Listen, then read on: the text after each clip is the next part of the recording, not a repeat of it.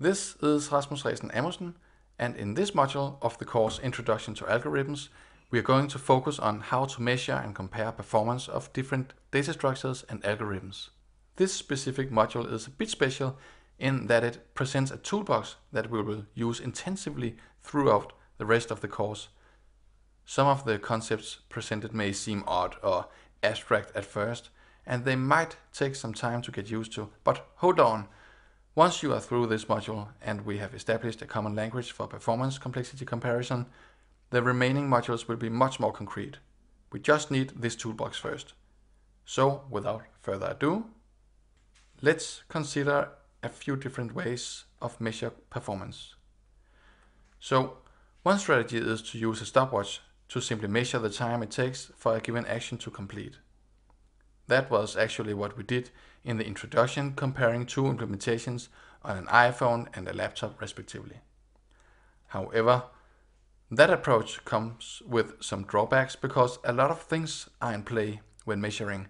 One thing is the hardware that executes the implementation, where more capable hardware may result in a faster execution time, even though the algorithm implemented in itself is just the same, or maybe even slightly worse than an algorithm running on some less capable hardware.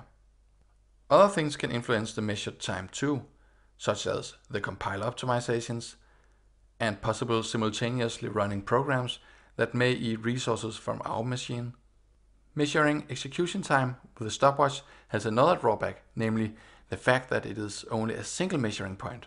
Specifically, that single measurement does not say anything about how the execution time may behave for smaller or larger inputs. For example, how the execution time may grow for our log reader when more log lines are supposed to be analyzed.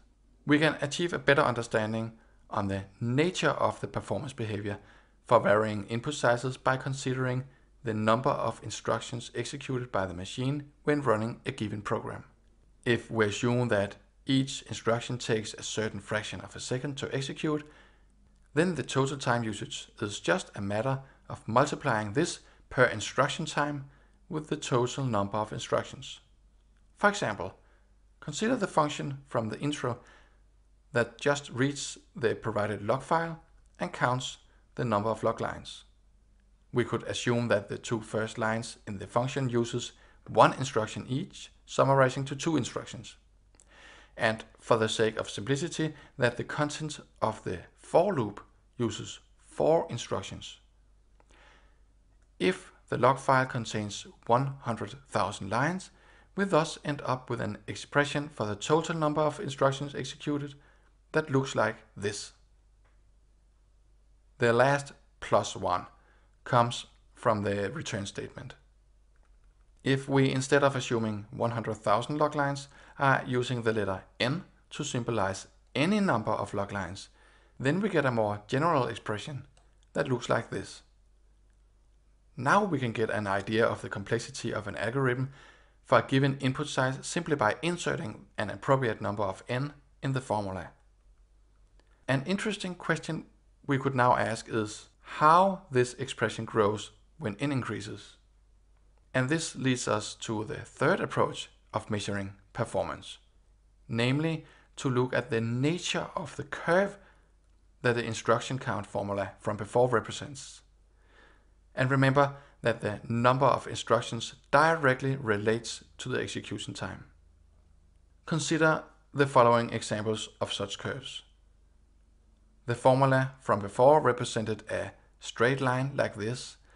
A straight line means that the execution time is somewhat reliable, so that an increment in the input size, or n as we named it, of 500, say from 1000 to 1500, results in the same execution time growth than an increment of the input size from, say, 10,000 to 10,500.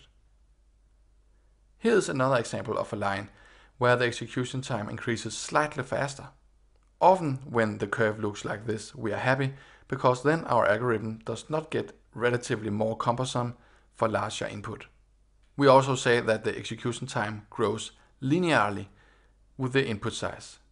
And linearity is good. An example of an even better looking curve is this one. And as you can see, increasing the input size with a certain amount has a higher relative impact on the execution time for smaller inputs than for larger inputs.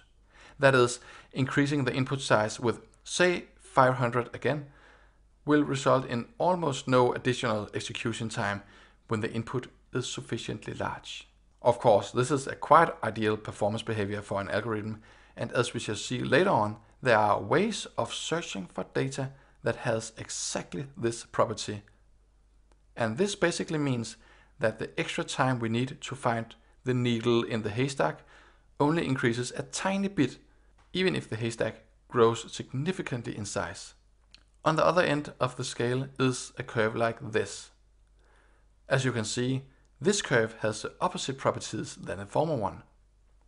Even though the execution time may only grow slowly for small input sizes, the execution time will explode in size whenever the input gets large enough.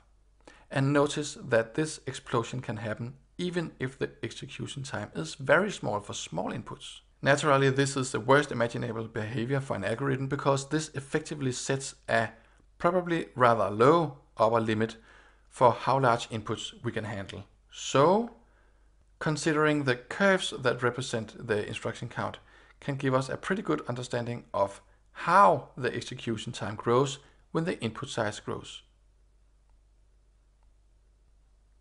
With that mindset in hand, we can start considering other performance characteristics. For example, we could consider a best case scenario for an algorithm, that is, a curve that represents the most optimistic situation for an execution, a guarantee that states what the shortest possible execution time can ever be. We can also consider the worst case scenario, that is, an upper limit for how bad an algorithm can perform for a given input size. When talking about algorithms, this curve is very interesting, simply because there is often a desire to solve problems as fast as possible, not only when the input is nice, but also in the worst possible situations. And then it is useful to know how bad the algorithm will possibly behave. As a last example, consider a performance behavior that is nice except for certain spikes, as shown in this curve.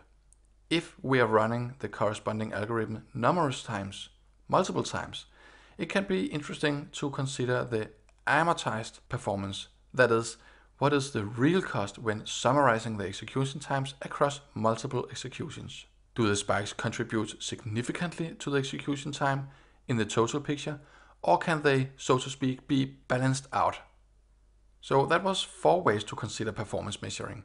In the next clip, we will zoom in on how to come from program source code to its related execution time curve.